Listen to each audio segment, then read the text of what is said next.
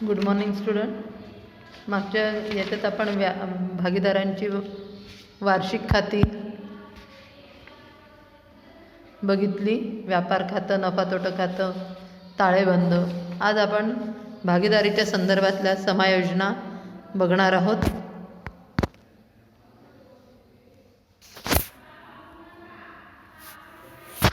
आता भागीदारीच्या ज्या महत्त्वाच्या समायोजना आहेत त्या आहे, पहिली जी आहे जो शिल्लक माल असतो, शेवटचा शिल्लक माल, त्या संदर्भात आहे. त्याला क्लोजिंग स्टॉक असं म्हणतात.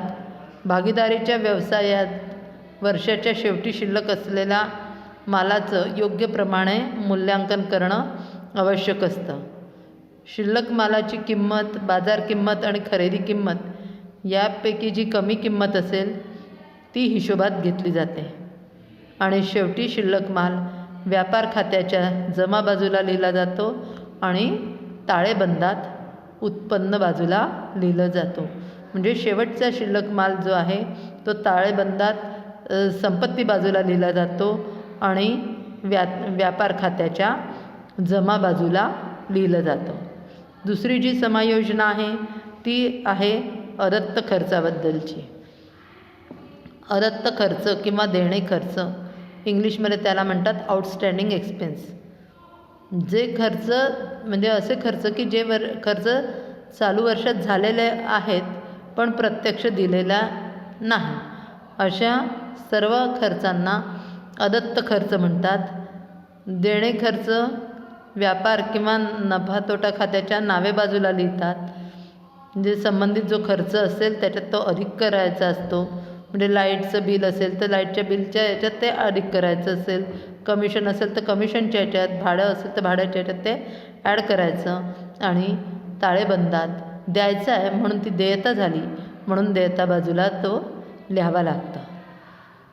तिसरा जो ॲडजस्टमेंट आहे तो पूर्वदत्त खर्च किंवा प्रीपेड एक्सपेन्सेस किंवा आगाऊ, आधीच त्याच्याबद्दलची रक्कम देऊन दिलेली आहे असे खर्च. जे खर्च पुढील वर्षासाठी याच वर्षी चालू वर्षीच झालेले असतात त्या खर्चाला पूर्वदत्त खर्च असं म्हणतात. पूर्वदत्त खर्च व्यापार आणि नफा तोट्या खात्याच्या नावे बाजूला लिहितात. म्हणजे नावे बाजूला लिहितात म्हणजे संबंधित खर्चातनं वजा करा. म्हणजे भाडं आधी दिलं असेल, ॲडव्हान्समध्ये दिलं असेल तर ते भाड्यातनं मायनस करावं लागेल आणि ताळेबंदात संपत्ती बाजूला दाखवावं लागेल. किंवा संपत्ती बाजूला दाखवायचं नाही तर संबंधित खर्चातून नफा तोट्या खात्याच्या नावे बाजूला संबंधित खर्चातून वजा करायचं आणि ताळेबंदात देयता बाजूला लिहायचं. पूर्वप्राप्त उत्पन्न, पुढले जे ॲडजस्टमेंट आहे ती पूर्वप्राप्त उत्पन्न किंवा आगाऊ मिळालेले उत्पन्न, इंग्लिशमध्ये त्याला म्हणतात इन्कम रिसिव्ड इन ॲडव्हान्स. जे उत्पन्न पुढलं वर्षाचं असतं आणि चालू वर्षीच प्राप्त झालेलं असतं त्याला म्हणतात पूर्वप्राप्त उत्पन्न. असं उत्पन्न नफा तोटा खात्याच्या जमा बाजूला संबंधित उत्पन्नातून वजा करायचं आणि ताळेबंदात देयता बाजूला लिहायचं. आणि पुढली जी आहे ती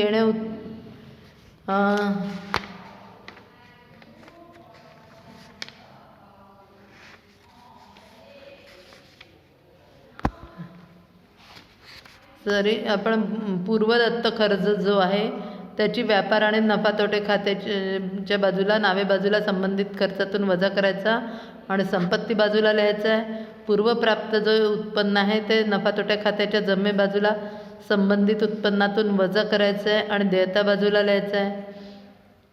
तसंच येणे उत्पन्न म्हणजे आपल्या व्याज मिळायचं वगैरे असेल, या वर्षाचं व्याज मिळायचं असेल किंवा अप्राप्त उत्पन्न त्याला इन्कम रिसिवेबल असं म्हणतात. जे उत्पन्न चालू वर्षात कमवलेलं असतं परंतु वर्ष अखेरीस मिळालेलं नाही त्या उत्पन्नाला येणं उत्पन्न म्हणतात. असं उत्पन्न नफा तोटा खात्याच्या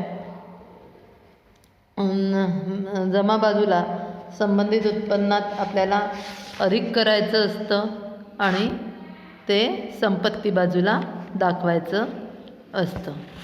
त्याच्यानंतर बुडीत कर्ज किंवा संशयित कर्ज निधी, बॅड अँड डाऊटफुल डेब्ट्स असं म्हणतात.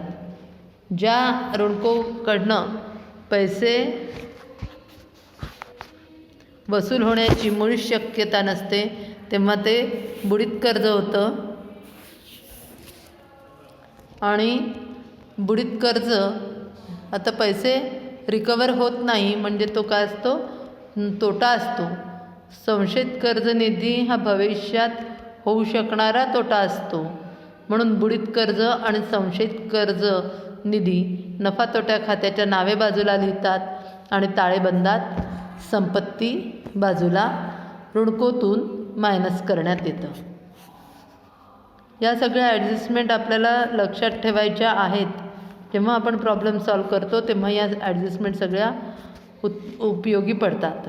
पुढली आहे जी ती देणे कसर संबंधी, provision for discount on debtors.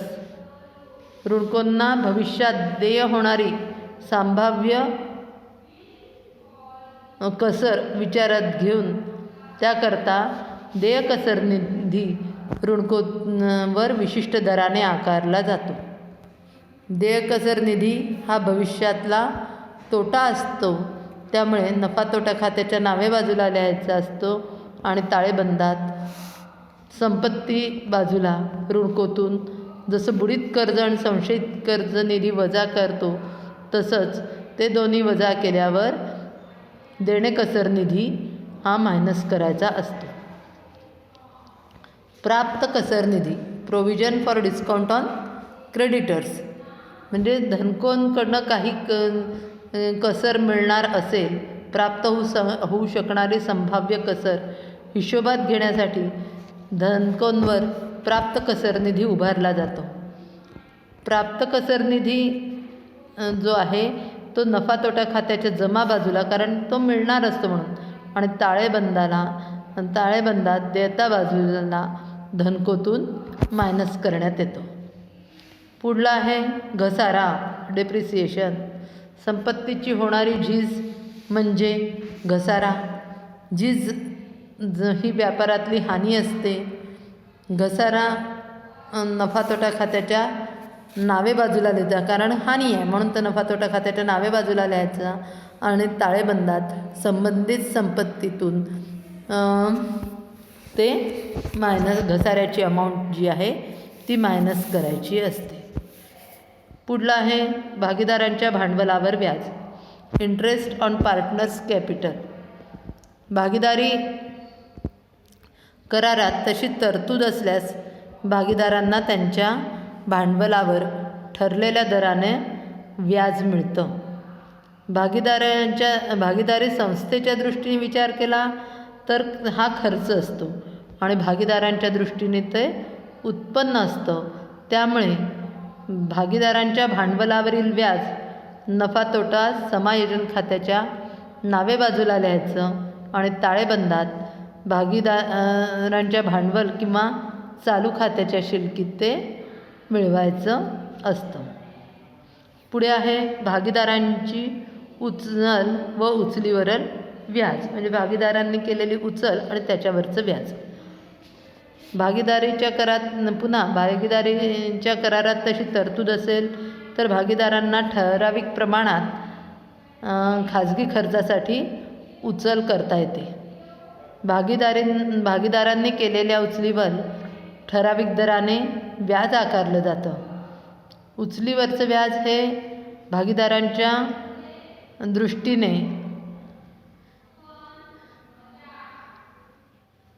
खर्च आहे, पण भागीदारांच्या दृष्टीने हे खर्च आहे, परंतु भागीदाराच्या दृष्टीने ते काय आहे, उत्पन्न आहे.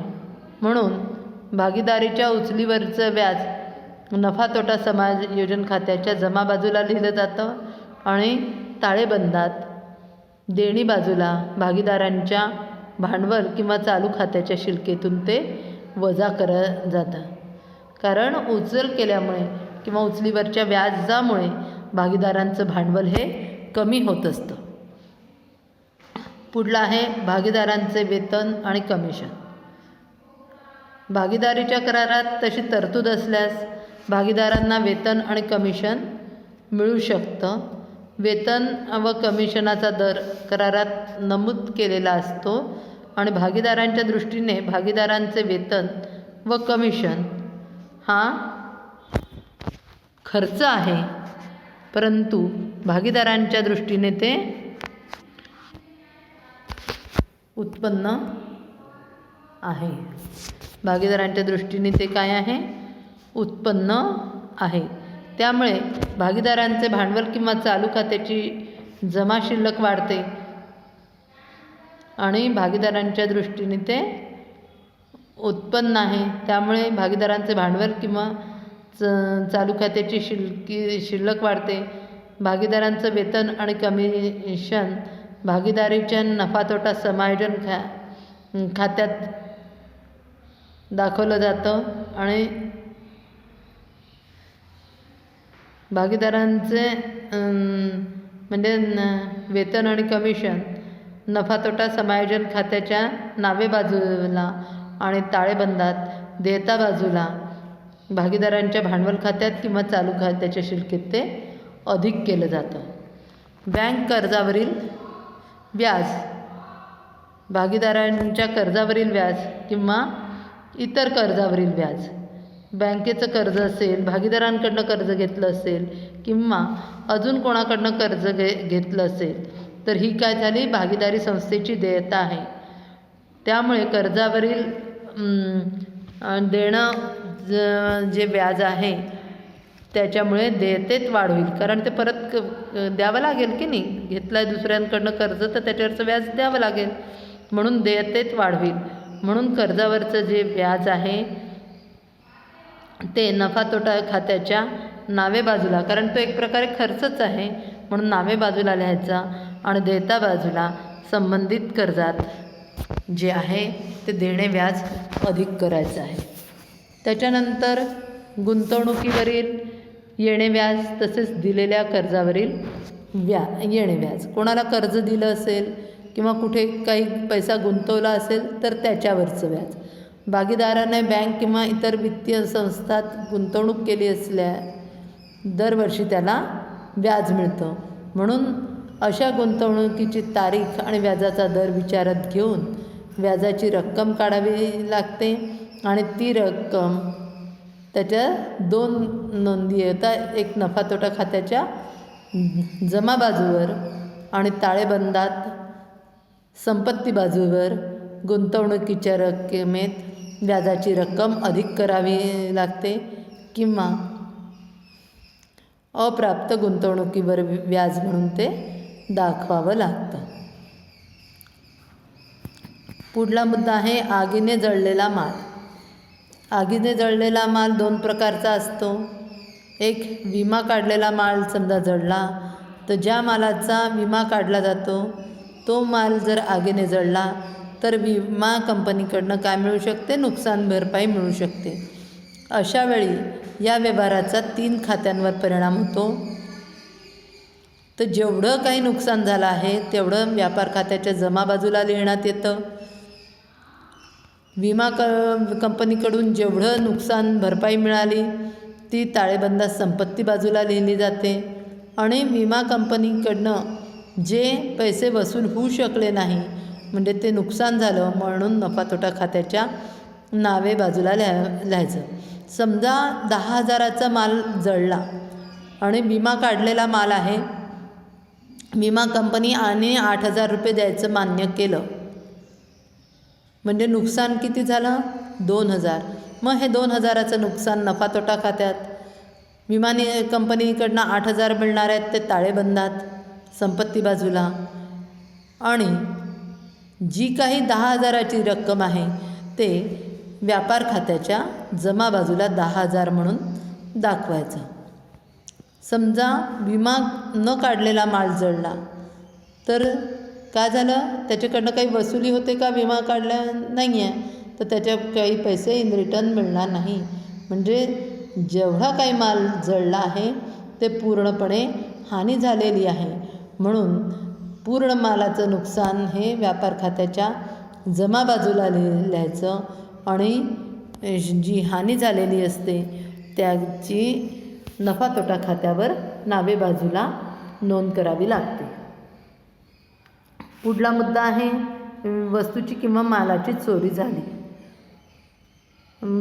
आता भागीदारीतल्या मालाची किंवा वस्तूची चोरी झाली तर ती हानी मानण्यात येते आणि अशा वेळेला मालाच्या चोरीची समायोजना असल्यास जेवढ्याचा माल चोरीला गेला तेवढा माल व्यापारातून कमी झाला असे समजून व्यापार खात्याच्या जमा बाजूला दाखवायचा आणि नुकसान झालं म्हणून नफा तोटा खात्याच्या नावे बाजूला चोरीपासून नुकसान या शीर्षकाखाली तो दाखवायचा.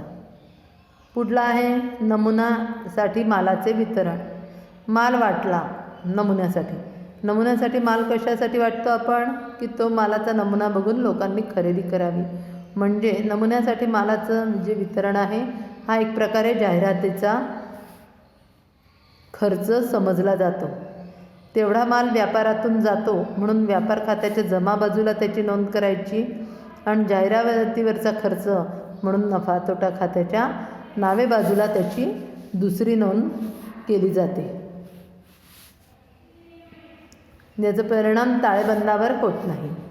भागीदारांनी समजा वस्तूची उचल केली असेल.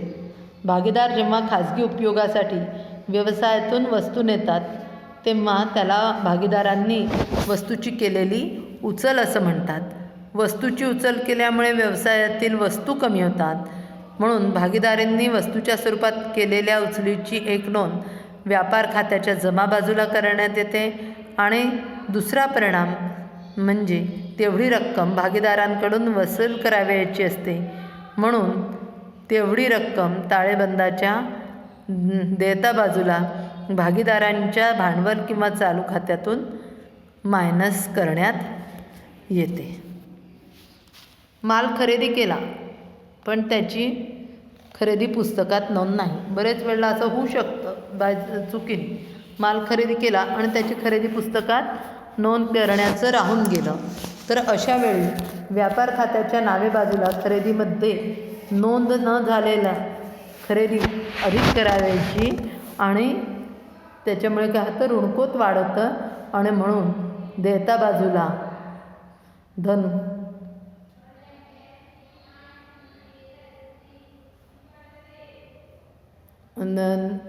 देयता बाजूला धनकोच्या राशीत उधार खरेदीची रक्कम ॲड करायची आणि त्याचा एक परिणाम खरेदीमध्ये ती ॲड करून ती दाखवायची आहे आणि दुसरं देयता बाजूला दाखवायचं आहे.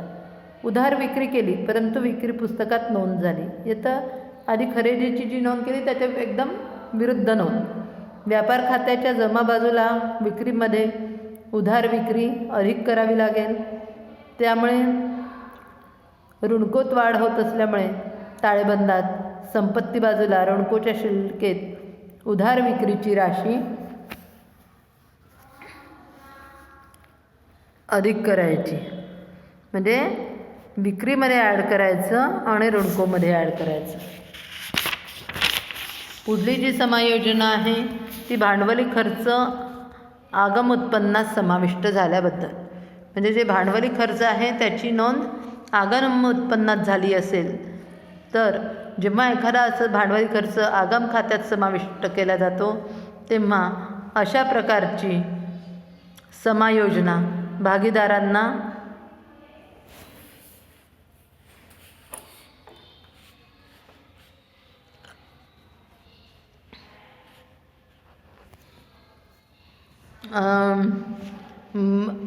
अशा प्रकारची समायोजना भागीदारांना दुरुस्त करून घ्यावी लागतात.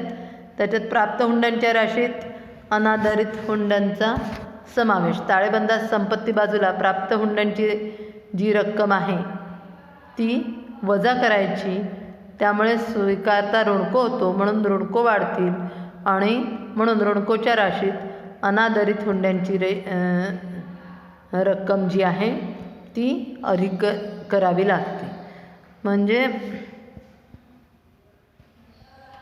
म्हणजे समजा प्राप्त हुंड्यांचा अनादरित हुंड्यांच्या हुंडीचा प्राप्त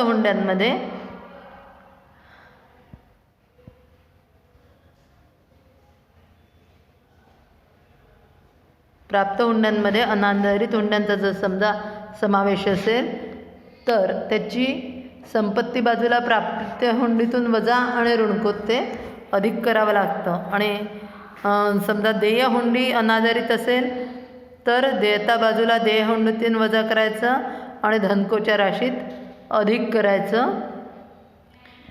या प्रकारे त्याची नोंद होते. आणि भांडवली खर्च समजा आगम उत्पन्नात समाविष्ट झालं तर व्यापार आणि नफा तोटा खात्यात नावे बाजूला मायनस करण्यात येतं आणि संपत्ती बाजूला ते अधिक करण्यात येतं. आता पुढलं असतं अस्थागित आगमव्यय. अस्थागित म्हणजे एखादा खर्च काही वर्षासाठी केला जातो, 5 वर्षासाठी, 10 वर्षासाठी, तेव्हा त्याला अस्थागित आगमव्यय म्हणतात. इंग्लिशमध्ये त्याला डेफर्ड रेव्हेन्यू एक्सपेंडिचर असं म्हणतात. जेव्हा एखादा खर्च हा चालू वर्षात पुढील काही वर्षांसाठी केला जातो तेव्हा त्याला अस्थागित आगमव्यय म्हणतात. त्यामुळे नफा तोटा खात्यात केवळ चालू वर्षाचेच आगम खर्च आणि उत्पन्न लिहिले जातात. तर जसं पूर्वदत्त जाहिरातीचा खर्च 3 वर्षासाठी जाहिरात दिली 10,000ची, तर या वर्षाची जेवढी आहे तेवढंच नफा तोटा खात्यात दाखवायचं आणि उरलेलं जे आहे ती आगम खर्च म्हणून ताळेबंदात संपत्ती बाजूला दाखवण्यात येतो. पुढचं आहे भांडवली उत्पन्नाचा आगम उत्पन्नात समावेश झाला असेल तर. एखाद्या वेळी भांडवली उत्पन्नाचा समावेश नजरचुकीने आगम उत्पन्नात होतो किंवा आगम प्राप्तीत होतो. व्यापार किंवा नफा तोटा खात्याच्या आगम उत्पन्नातून भांडवली उत्पन्न वजा करायचं आणि ताळेबंदात संपत्ती बाजूला संपत्तीतून भांडवली उत्पन्न, जुन्या संपत्तीची विक्री वजा करायची. आणि याप्रमाणे या सगळ्या ॲडजस्टमेंट करायच्या असतात.